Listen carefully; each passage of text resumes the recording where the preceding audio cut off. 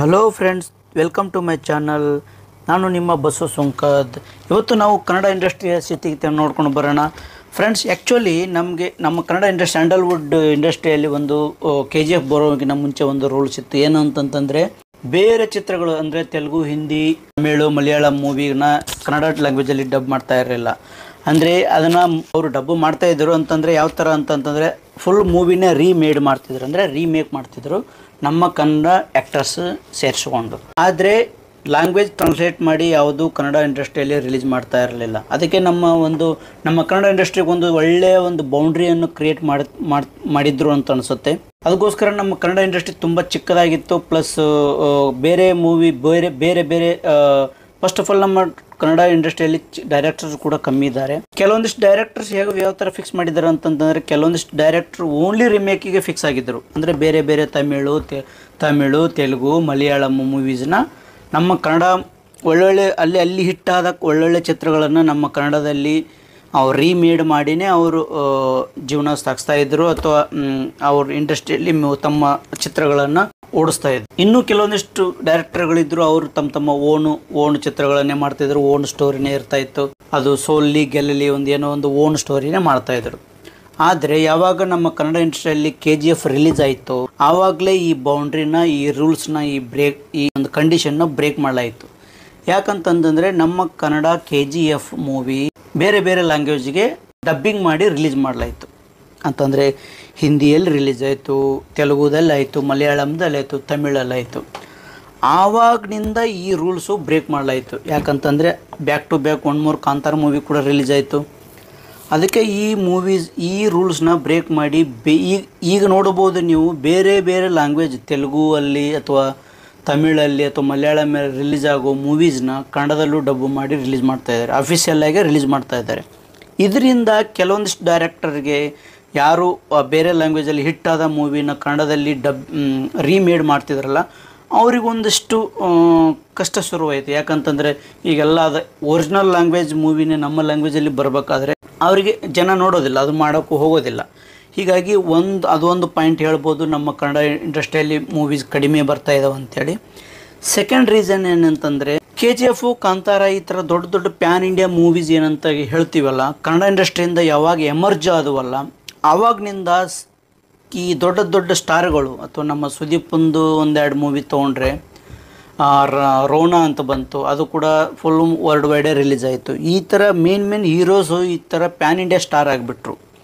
ಹೀಗಾಗಿ ಅವರು ಮೂವಿ ಮಾಡೋದ್ರಲ್ಲಿ ತುಂಬ ಚೂಜಿ ಆದರು ಅಂತ ನನಗನ್ನಿಸುತ್ತೆ. ಯಾಕಂತಂದರೆ ನೀವು ನೋಡ್ಬೋದು, KGF ಹೀರೋ ನಮ್ಮ ಯಶನ್ನೇ ತೊಗೊಂಡ್ರೆ, ಅವರು ಪ್ಯಾನ್ ಇಂಡಿಯಾ ಹೀರೋ ಆಗೋಕ್ಕಿಂತ ಮುಂಚೆ at least per year 2 movie 3 movie ಮಾಡ್ತಾನೇ ಇದ್ದರು. ಅದು ಹಿಟ್ ಆಗಲಿ ಅಥವಾ ಹಿಟ್ ಆಗದೇ ಇರಲಿ, ಅವ್ರ ಮೂವಿಗಳು ಬರ್ತಾಯಿದ್ದು ನಾವು ನೋಡ್ತಾ ಇದ್ದೀವಿ. ಈಗ ರಿಷಬ್ ಶೆಟ್ಟಿನ ತೊಗೊಳ್ಬೋದು, ಅಥವಾ ಸುದೀಪ್ ಅವ್ರನ್ನ ತೊಗೊಳ್ಬೋದು.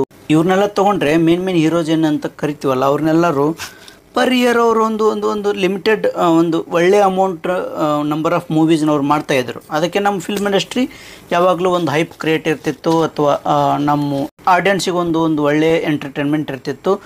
ಪ್ಲಸ್ ನಮ್ಮ ಫಿಲ್ಮ್ ಇಂಡಸ್ಟ್ರಿಯಲ್ಲಿ, ಸ್ಯಾಂಡಲ್ವುಡ್ ಇಂಡಸ್ಟ್ರಿಯಲ್ಲಿ ಇರೋ ಕೂಲಿಕಾರರು, ಅಂದರೆ ಪರ್ ಡೈಲಿ ಬೇಸಿಸ್ ವರ್ಕ್ ಮಾಡೋರು, ಲೈಟ್ಮೆನ್ ಆಗಿರ್ಬೋದು, ಅಥವಾ ಫುಡ್ ಡೆಲಿವರಿ ಪೀಪಲ್ಸ್ ಆಗಿರ್ಬೋದು, ಅಥವಾ ಚಿಕ್ಕ ವರ್ಕ್ ಮಾಡೋರಿಗೂ ಕೂಡ ಜಾಬ್ ಸಿಗ್ತಿತ್ತು. ಯಾಕಂತಂದರೆ ಪರ್ ಇಯರು ಒಂದು 4 ಹೀರೋಸು 2 ಮೂವಿ ಮಾಡಿದರೆ full year busy ಇರ್ತಾಯಿದ್ರು.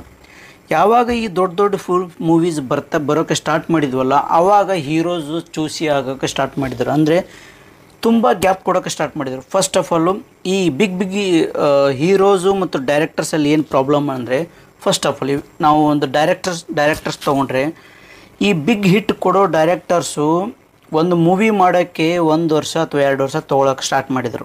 Very slow ಮಾಡಿದರು. ಯಾಕಂತಂದರೆ ಅವರು ರಿಲೀಸ್ ಮಾಡೋದೇ 2 ವರ್ಷಕ್ಕೆ 1 ಮೂವಿ 2 ಮೂವಿ ಅಂತ ಈ ಥರ ಫಿಕ್ಸ್ ಆಗಿಬಿಟ್ರು. ಸೆಕೆಂಡ್ ಏನಂತಂದರೆ, ಈ ಹೀರೋಗಳು, ಆ ಮೂವಿಯಲ್ಲಿ ಆ್ಯಕ್ಟಿಂಗ್ ಮಾಡೋ ಹೀರೋಗಳು ಕೂಡ 2 ವರ್ಷಕ್ಕೆ 1 ವರ್ಷಕ್ಕೆ ಒಂದೇ ಮೂವಿ ಅಂತ ಹೋಗೋಕ್ಕೆ ಸ್ಟಾರ್ಟ್ ಮಾಡಿದರು. ಯಾಕಂತಂದರೆ ಈ ಬಿಗ್ ಡೈರೆಕ್ಟರ್ಸು, ಬಿಗ್ ಹೀರೋಗಳು ರೆನ್ಯುಮಿನೇಷನ್ನೇ ತುಂಬ ಹೈ ಇರುತ್ತೆ. ಎಷ್ಟು 10 ಕೋಟಿ 20 ಕೋಟಿ ತೊಗೊತಿರ್ತಾರೆ ಒಂದೊಂದು ಮೂವಿಗೆ. ಅವರಿಗೆ 1 ವರ್ಷ ಮಾಡಲಿಲ್ಲ ಅಂದರೆ ಏನು ಇದು ಪ್ರಾಬ್ಲಮ್ ಆಗೋಲ್ಲ. 1 ವರ್ಷ 2 ವರ್ಷ ಈಸಿಯಾಗಿ ದಿನಗಳು ಗ್ಯಾಪ್ ತೊಗೋತಾರೆ. ಒಂದು ಮೂವಿ ಮಾಡಿದ ಮೇಲೆ ಅವ್ರಿಗೆ ಗ್ಯಾಪ್ ಬೇಕು ಅನಿಸುತ್ತೆ, ಅವ್ರು ಗ್ಯಾಪ್ ತೊಗೊತಾರೆ. ಅವ್ರದ್ದೇನು ತಪ್ಪಿಲ್ಲ. ಆದರೆ ಇದರ ಇಂಪ್ಯಾಕ್ಟ್ ಏನಿದೆ ಅಲ್ಲ ನಮ್ಮ ಸ್ಯಾಂಡಲ್ವುಡ್ ಇಂಡಸ್ಟ್ರಿಗೆ ಬೀಳುತ್ತೆ. ಯಾವ ಥರ ಅಂತ ಹೇಳ್ತೀನಿ. ಈ ಥರ ಹೀರೋ ಅಥವಾ ಡೈರೆಕ್ಟರು 1 ವರ್ಷ 2 ವರ್ಷ ತೊಗೊಂಡ್ರೆ ಈ ಕೆಲಸಗಾರ ಇರ್ತಾರಲ್ಲ, ನಮ್ಮ ಕೆಲಸಗಾರರು ಈ ಸ್ಯಾಂಡಲ್ವುಡ್ಡಲ್ಲಿ ತುಂಬ ಕೂಲಿಕಾರ ಅಥವಾ ಡೈಲಿ ಬೇಸಿಸ್ ಏನು ವರ್ಕ್ ಮಾಡ್ತಾರಲ್ಲ. ಒಂದು ಫಿಲ್ಮ್ ಇಂಡಸ್ಟ್ರಿ ಅಂದರೆ ಅಲ್ಲಿ ಲೈಟ್ ಮ್ಯಾನ್ ಇರ್ಬೋದು, ಅಥವಾ ಕ್ಯಾಮ್ರಾ ಅಸಿಸ್ಟೆಂಟ್ಸ್ ಇರ್ಬೋದು, ಅಥವಾ ಬೇರೆ ಬೇರೆ ಆ್ಯಕ್ಟರ್ಸ್ ಡ್ಯಾನ್ಸರ್ಸ್ ಇರ್ಬೋದು, ಕೋ ಆರ್ಟಿಸ್ಟ್ ಇರ್ಬೋದು. ಅವರಿಗೆ ಸ್ಯಾಲ್ರಿ ತುಂಬ ಕಡಿಮೆ ಇರುತ್ತೆ. ಫಸ್ಟ್ ಆಫ್ ಆಲ್ ಸ್ಯಾಲ್ರಿ ತುಂಬ ಕಡಿಮೆ ಇರುತ್ತೆ. ಈ ಥರ ಒಂದು ಮೂವಿನ 1 ಇಯರ್ ಕಮಿಟ್ ಮಾಡ್ಕೊಂಡು ಕುಂತ್ರೆ ಅವರಿಗೆ ದುಡ್ಡು ಜಾಸ್ತಿ ಸಿಗೋಲ್ಲ. ಇವ್ರಿಗೆ ದೊಡ್ಡ ದೊಡ್ಡ ಹೀರೋಗಳಿಗೆ ಡೈರೆಕ್ಟ್ರಿಗೆ ಏನಾಗುತ್ತೆ, ತುಂಬ ಸ್ಯಾಲ್ರಿ ಇರುತ್ತೆ, ಅವರಿಗೇನು ಡಿಫ್ರೆನ್ಸ್ ಬೀಳಲ್ಲ. ಆದರೆ ಈ ಡೈಲಿ ಬೇಸಿಸ್ ವರ್ಕ್ ಮಾಡೋರಿಗೆ ಫಸ್ಟ್ ಆಫ್ ಆಲ್ ಇವ್ರ ಸ್ಯಾಲ್ರಿ ಕಡಿಮೆ. ಸೆಕೆಂಡು, ಒಂದೇ ಮೂವಿ 1 ಇಯರ್ 2 ಇಯರ್ ಹೋದರೆ ಅವರಿಗೆ ಬೇರೆ ಮೂವಿ ಒಪ್ಕೊಳ್ಳೋಕ್ಕಾಗಲ್ಲ. ಹೀಗಾಗಿ ಅವರಿಗೆ ದುಡ್ಡಿನ ಸಮಸ್ಯೆ ಬೀಳುತ್ತಂತ ನನ್ನ ಅನಿಸಿಕೆ. ಈ ಈ ಈ ವಿಚಾರದಲ್ಲಿ ನಿಮ್ಮ ಅನಿಸಿಕೆ ಏನಿದೆ ಅಂತ ನನಗೆ ಕೆಳಗೆ ಕಾಮೆಂಟ್ ಮಾಡಿ ತಿಳಿಸಿ. Thank you. ಇನ್ನೊಂದು ವಿಷಯ ಏನಂತಂದರೆ, ಈ ವರ್ಷದಲ್ಲಿ 2024 ವರ್ಷ ತೊಗೊಂಡ್ರೆ ನಾವು ಹಿಂದಿ ನೋಡ್ಕೊಂಡು ಬರೋಣ. ಬೇರೆ ಬೇರೆ ಲ್ಯಾಂಗ್ವೇಜಲ್ಲಿ ಎಷ್ಟು ಮೂವಿಗಳು ರಿಲೀಸ್ ಆಗ್ತಿದ್ದಾವೆ, ಯಾವ ಥರ ರಿಲೀಸ್ ಆಗ್ತಿದ್ದಾವೆ, ಯಾವ್ಯಾವ ಹೀರೋಗಳು ರಿಲೀಸ್ ಆಗ್ತಿದ್ದಾವೆ ನೋಡ್ಕೊಂಡು ಬರೋಣ. ಫಸ್ಟ್ ಹಿಂದಿ ಅಂತ ತೊಗೊಂಡ್ರೆ ಅಕ್ಷಯ್ ಕುಮಾರ್ನೇ 4 ಮೂವಿ ರಿಲೀಸ್ ಆಗ್ತಿದ್ದಾವೆ. Sarfira, Singham again, Sky Force, Deva release ಆಗ್ತಿದೆ. ರೆಡ್ 2 ರಿಲೀಸ್ ಆಗ್ತಿದೆ. Welcome to the jungle release ಆಗ್ತಿದೆ. ತಾರೆ ಜಮೀನ್ ಪರ್ ಕೂಡ ರಿಲೀಸ್ ಆಗ್ತಿದೆ ಅಮೀರ್ ಖಾನ್ದು. ಹಾಗೆ ಇನ್ನು ಮುಂದೆ ನೋಡ್ಕೊಂಡು ಬಂದರೆ, ಇನ್ನು ತೆಲುಗು ಇಂಡಸ್ಟ್ರಿ ಅಂತ ತೊಗೊಂಡ್ರೆ ಮೇನ್ ಹೀರೋಸ್ ಮೂವೀಸೇ ರಿಲೀಸ್ ಆಗ್ತಿದ್ದಾವೆ. ಪ್ರಭಾಸದ್ದು, ಅಲ್ಲು ಅರ್ಜುನು, ರಾಮ್ ಚರಣ್ ತೇಜ, ಪವನ್ ಕಲ್ಯಾಣ್, ಜೂನಿಯರ್ NTR, ಚಿರಂಜೀವಿದು. ಈಗ ನೋಡ್ಕೊಂಡು ಬರೋಣ, ಪ್ರಭಾಸದವರ ಕಲ್ಕಿ 2829 AD ರಿಲೀಸ್ ಆಗ್ತಿದೆ. ಅಲ್ಲು ಅರ್ಜುನ್ ಅವ್ರ ಪುಷ್ಪ 2 ಕೂಡ ಇದೇ ವರ್ಷ ರಿಲೀಸ್ ಆಗ್ತಿದೆ. ರಾಮ್ ಚರಣ್ ತೇಜ್ ಅವ್ರು ತೊಗೊಂಡ್ರೆ ಗೇಮ್ ಚೇಂಜರ್ ರಿಲೀಸ್ ಆಗ್ತಿದೆ. ಪವನ್ ಕಲ್ಯಾಣ್ ತೊಗೊಂಡ್ರೆ OG ಆಗ್ತಿದೆ. ಜೂನಿಯರ್ NTR ಅವರ ದೇವರು ಕೂಡ ಮೂವಿ ರಿಲೀಸ್ ಆಗ್ತಿದೆ ಈ ವರ್ಷ. ಚಿರಂಜೀವಿ ಅವರು ನಟಿಸಿದ ವಿಶ್ವಂಬರ್ ಅದು ಆಲ್ಮೋಸ್ಟ್ ನೆಕ್ಸ್ಟ್ ಇಯರ್ ಜನವರಿಯಲ್ಲಿ ಅನಿಸುತ್ತೆ ಅದು ರಿಲೀಸ್ ಆಗ್ತಿದೆ. ಈ ತಮಿಳ್ ಇಂಡಸ್ಟ್ರಿ ಅಂತಂದರೆ ವಿಕ್ರಮ್ ಅವ್ರ ತಂಗಾಳನ್ ಇದೆ. ಕಮಲ್ ಹಾಸನ್ ಅವ್ರ ಇಂಡಿಯನ್ 2 ಕೂಡ ರಿಲೀಸ್ ಆಗ್ತಿದೆ. ವಿಜಯ್ ಅವ್ರ ಗೋಟ್ ಇದೆ. ಧನುಷ್ ಅವರ ರಾಯನ್ ಕೂಡ ರಿಲೀಸ್ ಆಗ್ತಿದೆ. ನಮ್ಮ ರಜನಿಕಾಂತ್ ಅವರ ವೆಟ್ಟಾಯನ್ ಕೂಡ ರಿಲೀಸಿಂಗ್ ಇದೆ ಈ ವರ್ಷ. ಅದು ಈ ಇಯರ್ ಎಂಡ್ ಇರ್ಬೋದು, ಅಥವಾ ಈ ನೆಕ್ಸ್ಟ್ ಮಂತ್ ಅಥವಾ ನೆಕ್ಸ್ಟ್ ಮಂತ್ ಇರ್ಬೋದು. ಆದರೆ ಇದೇ 2024ರಲ್ಲೇ ಇದೆ ರಿಲೀಸು. ಅಜಿತ್ ಕುಮಾರ್ ಅವರ ವಿಧಾಮ ಯುರ್ಚಿ ಇದೆ. ಮತ್ತು ನಮ್ಮ ಸೂರ್ಯ ಅವರ ಕಂಗುವ ಕೂಡ ಇದೇ ವರ್ಷದಲ್ಲಿ ರಿಲೀಸ್ ಆಗ್ತಿದೆ. ಫ್ರೆಂಡ್ಸ್, ಇದನ್ನೆಲ್ಲ ನೋಡಿದರೆ ನಾವು ಈಗ ಹಿಂದಿ ನೋಡಿದ್ವಿ, ತೆಲುಗು ನೋಡಿದ್ವಿ, ತಮಿಳ್ ನೋಡಿದ್ವಿ. ಈ ವರ್ಷದಲ್ಲಿ ತುಂಬ ದೊಡ್ಡ ಹೀರೋಗಳ ಮೂವಿಗಳೇ ರಿಲೀಸ್ ಆಗ್ತಾಯಿದೆ. ಬ್ಯಾಕ್ ಟು ಬ್ಯಾಕ್ ಮಾಡ್ತಾಯಿದ್ದಾರೆ, ಪದೇ ಜಾಸ್ತಿ ಮೂವಿ ಮಾಡ್ತಾಯಿದ್ದಾರೆ. ಇನ್ನು ನಾವು ಮಲಯಾಳಂ ತೊಗೊಂಡ್ರು ಕೂಡ ಈ ವರ್ಷದಲ್ಲಿ ತುಂಬ ಮೂವಿಗಳು, ಅಂದರೆ ಒಂದು 5ರಿಂದ 6 ಮೂವಿ ರಿಲೀಸ್ ಇದೆ. ನೋಡ್ಕೊಂಡು ಬರೋಣ. ಮೋಹನ್ ಲಾಲ್ ಅವರ ಬ್ಯಾರೇಜ್ ಇದೆ. ನಿವಿನ್ ಪಾಲಿ ಅವರ ಮಲಯಾಳಂ ಫ್ರಮ್ ಇಂಡಿಯಾ ಅಂತಿದೆ. ಟೊವಿನೋ ಥಾಮಸ್ ಅವರ ನಡಿಕರ್ ಅಂತಿದೆ. ಪೃಥ್ವಿರಾಜ್ ಸುಕುಮಾರ್ ಅವರ ಗುರುವಾಯರ್ ಅಂಬಲಾ ನಾದಿಲ್ ಅಂತಿದೆ. ಮಮ್ಮೂಟಿ ಅವರ ಟರ್ಬೋ ರಿಲೀಸ್ ಆಗ್ತಿದೆ ಇದೇ ವರ್ಷ. ನೋಡ್ಬೋದು ನೀವು, ಹಿಂದಿ ತಮಿಳಲ್ಲೂ ಮಲಯಾಳಮು ಕೂಡ ಒಳ್ಳೊಳ್ಳೆ ಹೀರೋಗಳ ಮೂವಿ ರಿಲೀಸ್ ಈ ವರ್ಷ ಇದೆ. ಈಗ ನಮ್ಮ ಕನ್ನಡ ಇಂಡಸ್ಟ್ರಿಯಲ್ಲಿ ಒಂದು ಸರಿ ತೊಗೊಂಡ್ರೆ ಕನ್ನಡಿಸಿದರೆ ಧನಂಜಯ ಅವರ ಕೋಟಿ ಇದೆ. ಶಿವರಾಜ್ ಕುಮಾರ್ ಅವರು ಬರಿತಿರಣಗಲ್ಲಿದೆ. ದರ್ಶನ್ ಅವರು ದಿ ಡೆವಿಲ್. ಇದು ಕನ್ಫರ್ಮ್ಡ್ ಈ ವರ್ಷದಲ್ಲಿ ರಿಲೀಸ್ ಆಗ್ತಾವಂಥ ಡೇಟ್ ಕನ್ಫರ್ಮ್ ಆಗಿದ್ದ ಚಿತ್ರಗಳು. ಇನ್ನೂ ತುಂಬ ಶೂಟಿಂಗ್ ನಡ್ತಾ ಇದ್ದಾವೆ. ನಾವು ಎಕ್ಸಾಂಪಲ್ ತೊಗೊಂಡ್ರೆ ಶರಣ್ ಅವರ ಚೂಮ್ ಅಂತಿದೆ. ಉಪೇಂದ್ರ ಅವರ UI ಅಂತಿದೆ. ಸುದೀಪ್ ಅವರ ಮ್ಯಾಕ್ಸ್ ಮೂವಿ ಇದೆ.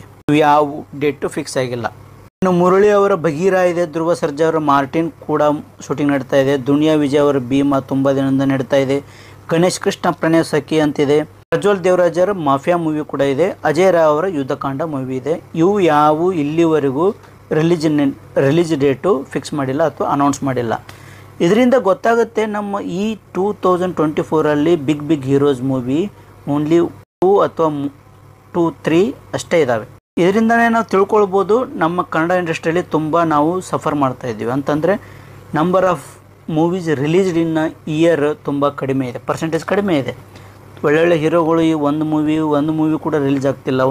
ಒಂದೊಂದೇ ಮೂವಿ ರಿಲೀಸ್ ಆಗ್ತಾಯಿದೆ ಅಂತಂದರೆ ಇದರ ಅರ್ಥ ಒಂದು ಎಫೆಕ್ಟು 2 ಎಫೆಕ್ಟ್ ಆಗುತ್ತೆ ನಮ್ಮ ಇಂಡಸ್ಟ್ರಿ ಮೇಲೆ. ಒಂದು, ನಮ್ಮ ಚಿತ್ರಮಂದಿರಕ್ಕೆ ಸಿಂಗಲ್ ಥಿಯೇಟ್ರಿಗೆ ತುಂಬ ತೊಂದರೆ ಆಗುತ್ತೆ. ಯಾಕಂತಂದರೆ ಅವರು ಇರೋದೇ ಥಿಯೇಟ್ರಲ್ಲಿ ಒಂದು single screen. So theatre maintain ಮಾಡೋದು ತುಂಬ ಕಷ್ಟ ಆಗುತ್ತೆ. ಸೊ ಯಾರು ಆ ಥಿಯೇಟ್ರಿನ ಮಾಲಕರು ಅದನ್ನು ಇಡೋಕ್ಕೆ ಇಷ್ಟಪಡಲ್ಲ. ಈಗಾಗಲೇ ಥಿಯೇಟ್ರ್ ಎಲ್ಲ ಸಿಂಗಲ್ ಥಿಯೇಟ್ರ್ ಓನರ್ಸು ಎಲ್ಲ ಥಿಯೇಟ್ರ್ಗಳನ್ನು ಮದುವೆ ಮಂಟಪವಾಗಿ ಕನ್ವರ್ಟ್ ಮಾಡ್ತಾಯಿದ್ದಾರೆ, ನೀವೆಲ್ಲ ನೋಡಿರ್ಬೋದು. ಸೊ ಸೆಕೆಂಡ್ ಪ್ರಾಬ್ಲಮ್ ಬಂದುಬಿಟ್ಟು ಆಲ್ರೆಡಿ ನಾನು ಹೇಳಿದಂಗೆ ವರ್ಕರ್ಸ್ಗೆ ಪ್ರಾಬ್ಲಮ್ ಆಗುತ್ತೆ. ಇಷ್ಟಾಗಿತ್ತು ನಮ್ಮ ಕನ್ನಡ ಇಂಡಸ್ಟ್ರಿಯ ಬಗ್ಗೆ. ಓಕೆ ಫ್ರೆಂಡ್ಸ್, ಇಷ್ಟ ಆಗಿದ್ರೆ ಲೈಕ್ ಮಾಡಿ, ಶೇರ್ ಮಾಡಿ. Thank you very much.